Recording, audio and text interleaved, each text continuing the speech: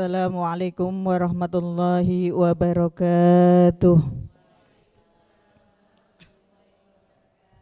A'udzu billahi minasy syaithanir rajim.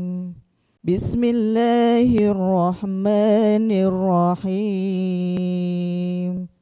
Ya ayyuhalladzina amanu ijtanibu katsiran minadh-dhann Inna ba'dadh-dhanni itsmun wa la tajassasu wa la yaghtab ba'dukum ba'da ayuhibbu ahadukum ay ya'kula lahma akhihi maytan fakarihtumuh wattaqullah innallaha tawwabur rahim.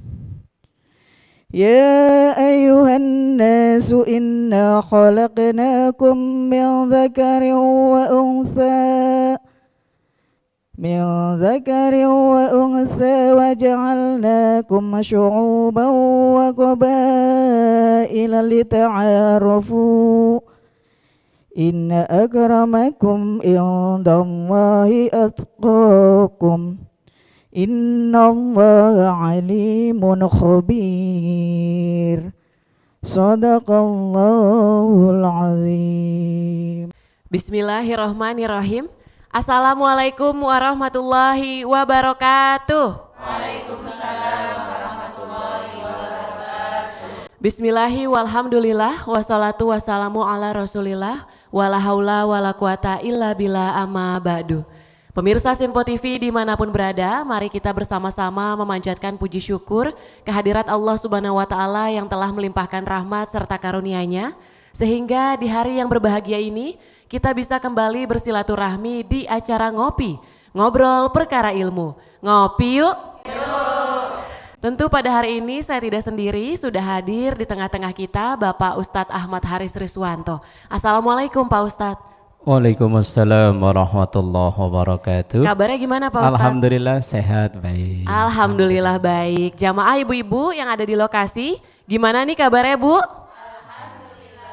Alhamdulillah baik. Semoga kesehatan ini juga bisa dirasakan oleh seluruh pemirsa Sinpo TV dimanapun berada. Nah pemirsa, topik ngopi kita pada hari ini yaitu Islam agama egaliter. Nah ini maksudnya seperti apa? Kita akan langsung saja mendengarkan. Silakan Pak Ustadz. Baik. Assalamualaikum warahmatullahi wabarakatuh. Alhamdulillahi rabbil alamin. Thumma assalatu wassalamu ala sayyidil mursalin wa ala alihi wa ashabihi ajma'in, amma ba'du. Jamaah yang dimuliakan Allah dan juga pemirsa Sinpo TV dimanapun berada, semoga Allah terus mengaruniakan iman dan Islam dan ketakwaan untuk kita semuanya, amin ya rabbal alamin. Di kesempatan yang berbahagia ini, obrolan kita tentang Islam agama egaliter. Apa sih egaliter yang dimaksud dalam Islam itu? Bahwa agama kita, agama Islam ini menekankan betapa pentingnya kesetaraan, keadilan dalam berbagai aspek. Tidak ada hak khusus untuk siapapun dalam Islam. Dari manapun dia, dari suku mana, dari bangsa mana, enggak ada perbedaan. Tadi di ayat yang dibacakan oleh qari'ah kita, ya ayyuhan nas, inna khalaqnakum min dzakari wa untha, wa ja'alnakum syu'uban wa qabaila lita'arafu, inna akramakum indallahi atqakum. Sekalian manusia, yang dituju semua manusia. Inna khalaqnakum, sesungguhnya kami menciptakan kalian min dzakari wa untha, dari laki-laki dan perempuan. Kemudian wa ja'alnakum, dan kami jadikan kalian syu'uban, berbangsa-bangsa, wa qabaila, bersuku-suku. Untuk apa? Lita'arofu, untuk saling melengkapi. Maka tidak ada yang sempurna, tidak ada yang lebih istimewa dari bangsa manapun yang ada di muka bumi ini. Bahkan dalam salah sabdanya Rasulullah Sallallahu Alaihi Wasallam, ala ingatlah, la fadla li arabiyyin ala ajamiyin. Tidak ada hak istimewa khusus untuk bangsa Arab dibanding dengan bangsa Ajam. Ajam itu artinya bangsa non-Arab, itu nyebutnya Ajam. Jadi orang Arab walaupun hampir semua nabi itu berkebangsaan Arab, tapi tidak ada hak khusus untuk bangsa Arab. Bahkan orang-orang yang musuhi nabi juga orang Arab kok ya.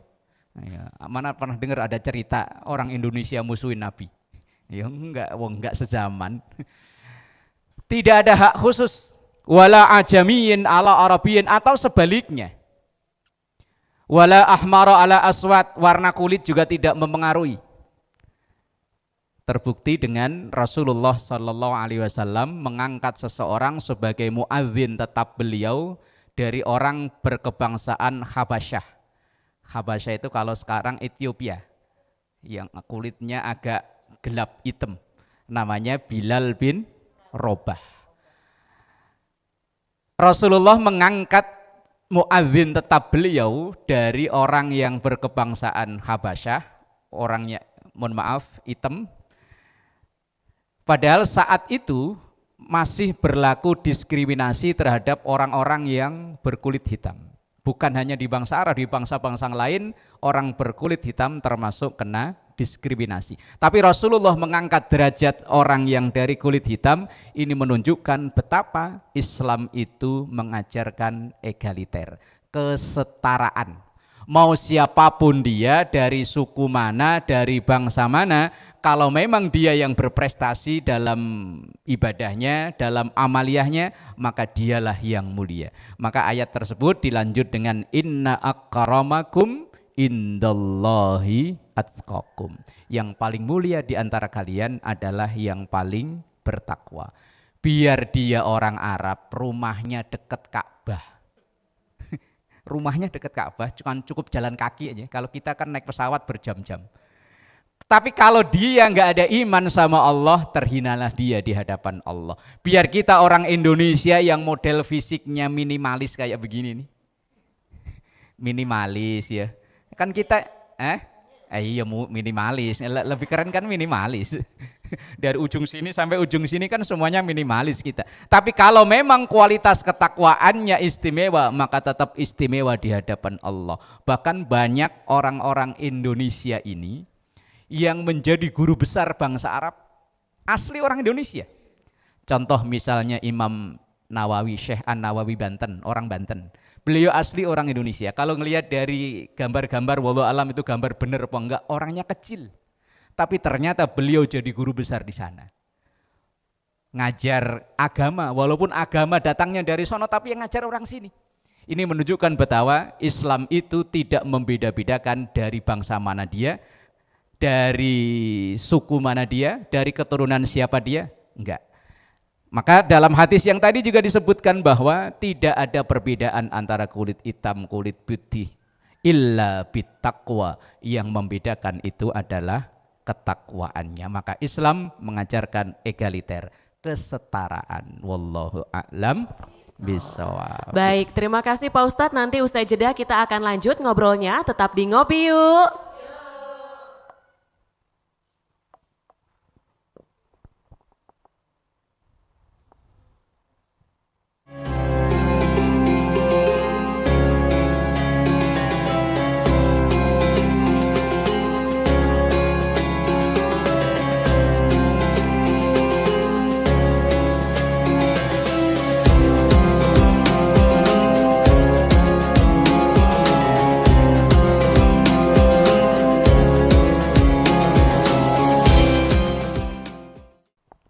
Alhamdulillahirabbil alamin, Anda masih menyaksikan Ngopi, ngobrol perkara ilmu. Ngopi yuk.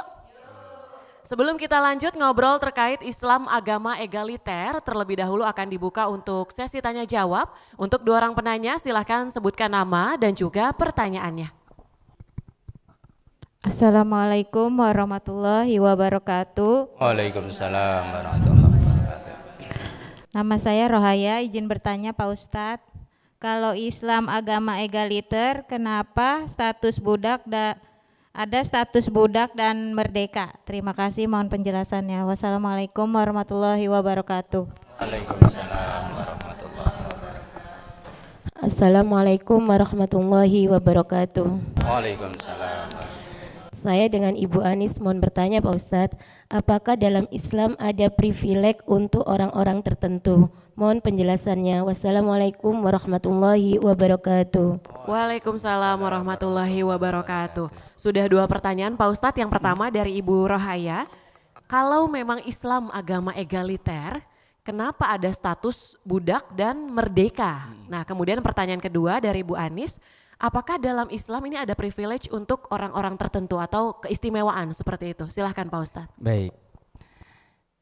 Jamaah yang dimuliakan Allah dan juga pemirsa Sinpo TV dimanapun berada. Yang pertama, kalau Islam mengajarkan egaliter, kesetaraan, kenapa ada status budak, ada status merdeka? Status budak dan merdeka itu adalah budaya yang sudah ada jauh sebelum Islam. Dan Islam untuk menghilangkan itu tidak serta-merta, tidak frontal langsung dirubah, enggak. Tetapi setiap ada pelanggaran besar yang dilakukan oleh umat muslim, umat Islam dalam menjalani syariat, ada pelanggaran besar, maka hukumannya adalah memerdekakan budak. Itu dalam rangka salah satu cara Islam untuk menghilangkan perbudakan. Contoh misalnya, ketika suami istri entah sengaja atau enggak berhubungan badan di siang hari di bulan Ramadan. Nah, itu hukumannya memerdekakan budak. Atau misalnya dalam kasus-kasus lain banyak yang dihukum atau ditakzir ketika kita melakukan pelanggaran besar. Itu dalam rangka untuk memerdekakan budak. Dan banyak budak-budak yang dulu budak, memang dulu budak, seperti contoh yang di segmen awal tadi sampaikan, Bilal bin Robah itu dulunya budak dari seorang yang bernama Umayyah bin Khalaf. Kemudian ketika ia menyatakan keislamannya, disiksa oleh majikannya Umayyah bin Khalaf, kemudian dibebaskan, dibeli oleh sahabat Abu Bakar As-Siddiq. Kedua, ada budak lagi yang dulu pernah memusuhi Rasulullah, bahkan sempat membunuh paman Rasulullah, namanya Wahsy, budak dari kulit hitam. Wahsy itu dijanjikan merdeka oleh seorang perempuan bernama Hindun kalau dia bisa membunuh paman Rasulullah Hamzah. Dalam perang Uhud, Wahsy berhasil membunuh Hamzah. Bahkan dalam riwayat cukup mengerikan, Hamzah itu dimutilasi, jeroannya dibelek, kemudian dalam jeroannya ini dimakan sama perempuan yang bernama Hindun. Tapi yang nombak pertama Wahsy. Saat itu Wahsy awalnya memang Rasulullah sangat tidak suka dengan Wahsy, tapi ketika Wahsy menyatakan keislamannya, pengen berubah, akhirnya pun diterima oleh Rasulullah dan dimerdekakan juga. Ini perjuangan Islam untuk memerdekakan budak. Jadi Islam itu kalau pengen merubah sesuatu tidak langsung serta-merta, tidak. Kita ambil contoh lain misalnya. Ketika Islam mau mengharamkan khamr, minuman yang memabukkan itu kan prosesnya lama, enggak langsung turun ayat ini haram, enggak. Begitupun perbudakan prosesnya lama, enggak langsung bebas semua yang status budak, tapi berproses. Dan begitupun para pendahulu kita yang menyebarkan Islam di Indonesia ini untuk merubah budaya yang sudah mengakar, yang udah mendarah daging di masyarakat itu prosesnya lama. Sama seperti proses pengharaman khamr, minuman yang memabukkan, itu pertama turun ayat ini khamar, minuman yang ada manfaatnya tapi ada madorotnya. Madorotnya lebih besar daripada manfaatnya. Itu awalnya. Kemudian setelah sekian lama turun ayat lagi bahwa kalau lagi sholat jangan mabuk. Kemudian baru turun ayat bahwa minuman seperti ini adalah rijsun min amalis syaiton. Minuman yang merusak dan ini adalah hobinya setan. Kalau kita ikut hobi berarti ya ngikutan. Nah itu perbudakan, memang itu budaya yang ingin dirubah oleh Islam tapi berproses. Yang sampainya alhamdulillah sekarang udah nggak ada. Pembantu itu bukan budak, beda statusnya. Terus pertanyaan yang kedua, apakah ada privilege khusus untuk orang-orang tertentu? Dalam Islam nggak ada. Mau siapapun kalau memang dia melakukan pelanggaran, bahkan Rasulullah SAW dalam satu hadisnya, beliau pernah mengatakan seandainya putriku ini kok mencuri, maka akan saya potong tangannya. Ini anaknya Rasulullah. Makanya kadang ada, mohon maaf dalam tanda kutip ya, orang-orang yang mengaku-ngaku minta hak-hak khusus, nggak ada. Dalam Islam itu nggak ada hak-hak khusus, mau siapapun dia, kalau memang dia melakukan pelanggaran, ya ada hukumannya. Bahkan dalam riwayat yang jelas-jelas anaknya Nabi, tapi kalau sampai akhir hayat dia nggak percaya dengan Nabi, ya diazab oleh Allah. Kisah Kan'an, putra Nabi Allah Nuh alaihi salam. Ada Azar, ayah Nabi Allah Ibrahim. Ada istri Nabi Lut, ada ayah angkat Fir'aun, ada besan plus paman Nabi, Abu Thalib. Mereka orang-orang terdekat Nabi tapi nggak ada hak khusus. Kalau memang dosa ya dosa, kalau memang ia kafir ya kafir. Dan sebaliknya, mau siapapun dia, kalau memang dia orang-orang yang bertakwa, orang-orang amal solehnya bagus, maka akan mendapat kemuliaan di sisi Allah. Dalam satu hadisnya Rasulullah Shallallahu Alaihi Wasallam juga sampaikan, Innallaha la yanzuru ila suwarikum, wala ila ajsamikum, walakinnallaha yanzuru ila qulubikum. Allah itu tidak menilai dari suar. Suar itu raut wajah. Mau model kayak apa, biar hitam kayak Bilal, tapi kalau memang dia orang baik akan dimuliakan oleh Allah. Biar ganteng kayak Abu Lahab. Abu Lahab itu ganteng loh. Wong saudara seketurunan dengan Rasulullah, keturunan dari bangsa Quraisy. Bangsa Quraisy itu ganteng-ganteng semua. Walaupun ganteng, istrinya Ummu Jamil, cakep, namanya juga cakep apa ya? Ummu Jamil. Dua-duanya dalam Al-Quran disebut sebagai hamba Allah yang tidak baik, bahkan dicela terus. Tabbat yada abi lahabi wa tab. Kemudian di ayat wamro'atuhu, dan istrinya, Abu Lahab dan istrinya. Dari sisi fisik luar biasa. Wala ila ajsamikum, dan Allah juga tidak menilai fisik kita. Tapi walakinnallaha yanzuru ila qulubikum. Tapi yang dinilai oleh Allah adalah hati. Seperti Bilal bin Rabah, hatinya baik, namanya harum sampai sekarang, diabadikan. Ibu kalau mau tarawih kadang sering bertanya, hari ini Bilalnya siapa? Padahal Bilal itu nama orang. Kalau ngelihat fisiknya mungkin kok ngelamar datang ke rumah ibu punya anak perempuan, yakin kayaknya ditolak. Lah iya, umpama lo ibu punya anak perempuan lulusan sarjana cakep lah, kok yang datang ngelamar fisiknya kayak Bilal, mungkin ditolak. Tapi kalau yang datang kayak Abu Lahab, mungkin diterima karena fisiknya mengganteng, karena kita masih memandang itu. Walakinnallaha yanzuru ila qulubikum, yang dinilai oleh Allah adalah hati kita. Maka Islam mengajarkan kesetaraan atau egaliter itu tadi. Wallahu a'lam bishawab. Baik, terima kasih Pak Ustadz. Nanti usai jeda kita akan lanjut ngobrolnya. Tetap bersama kami di Sinpo TV.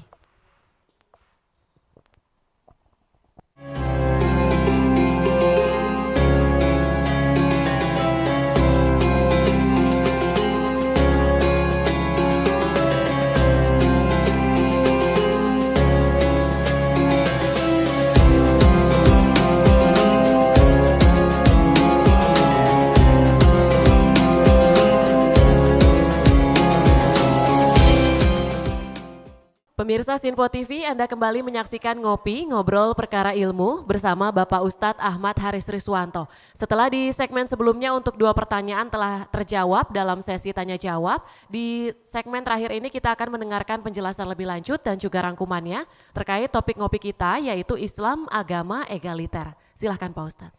Baik, jemaah yang dimuliakan Allah dan juga pemirsa Sinpo TV dimanapun berada, bahwa Islam mengajarkan kesetaraan atau egaliter dari berbagai macam aspek.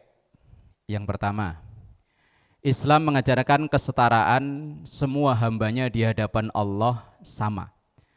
Tidak ada privilege khusus untuk siapapun dari bangsa manapun, keturunan siapapun. In khairon fa khairun wa in syarron fa syarrun. Kalau memang perilakunya baik, maka akan baik balasan yang ia terima, mulia di hadapan Allah. Tapi sebaliknya, kalau memang dia buruk, akan buruk juga balasannya dan di hadapan Allah. Walaupun jelas-jelas ia keturunan Nabi, tapi kalau tidak baik kepribadiannya, maka akan hina di hadapan Allah. Biar dia keturunan orang-orang yang dulu memusuhi Nabi, tapi kalau memang dia orang baik, namanya akan harum dikenal dalam sejarah Islam. Contoh, Abu Jahal itu semua muslim tahulah siapa Abu Jahal. Orang yang paling getol memusuhi Nabi. Tapi dia punya anak namanya Ikrimah. Ikrimah itu orang saat itu yang masih muda, cerdas, luar biasa membantu perjuangan Rasulullah. Ikrimah namanya dicatat harum dalam sejarah Islam walaupun orang tuanya Abu Jahal. Kemudian ada Walid bin Mughirah, orang yang berkali-kali ingin mencelakai Rasulullah.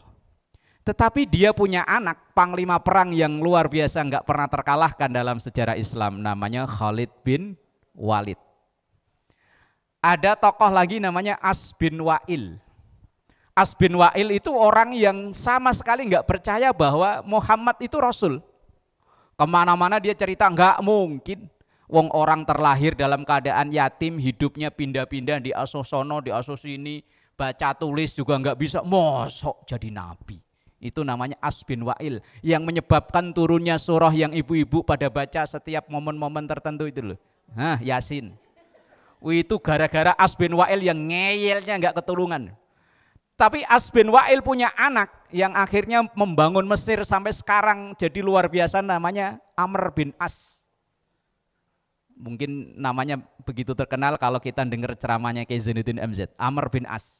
Orang yang pertama kali jadi gubernur Mesir, muslim yang pertama yang membangun kemajuan Mesir luar biasa. Bapaknya padahal memusuhi Islam, memusuhi Nabi. Maka mau keturunan siapa, mau anak siapa, dari bangsa siapa, dari bangsa mana, kalau memang dia yang berprestasi, dialah yang akan memperoleh keistimewaan.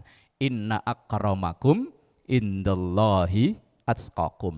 Yang paling mulia di antara kalian adalah orang yang paling bertakwa. Tidak peduli mau laki, mau perempuan, mau dari bangsa mana. Kalaupun ada perbedaan ibadah antara laki dan perempuan, kalau laki-laki Jumatan, perempuan enggak. Laki-laki jadi khotib, perempuan enggak. Itu hanya teknis saja. Tapi perintah untuk ibadahnya sama. Jadi kita sebagai seorang muslim, Islam mengajarkan kesetaraan. Hendaknya kita sebagai muslim juga bisa memandang siapapun di antara kita adalah setara di hadapan Allah Subhanahu wa ta'ala. Wallahu a'lam Bisawab. Baik, terima kasih Pak Ustadz. Islam mengajarkan kesetaraan dalam semua aspek. Semoga topik ngopi kita pada hari ini terkait Islam agama egaliter bisa bermanfaat bagi seluruh pemirsa Sinpo TV dimanapun berada. Akhir kata, saya Tiara Dianti mewakili seluruh kerabat kerja yang bertugas pamit undur diri. Terima kasih. Wassalamualaikum warahmatullahi wabarakatuh. نستغفر الله العظيم لك المعبود يا ذا الجلال والإكرام. بسم الله الرحمن الرحيم. الحمد لله رب العالمين. اللهم صل على سيدنا محمد وعلى آل سيدنا محمد. ربنا ظلمنا أنفسنا وإن لم تغفر لنا وترحمنا لنكونن من الخاسرين. ربنا آتنا في الدنيا حسنة وفي الآخرة حسنة وقنا عذاب النار. صلى الله على سيدنا محمد وعلى آله وصحبه وسلم. والحمد لله رب العالمين. والسلام عليكم ورحمة الله وبركاته. صلى الله على محمد صلى الله عليه وسلم. صلى الله على محمد صلى الله عليه وسلم.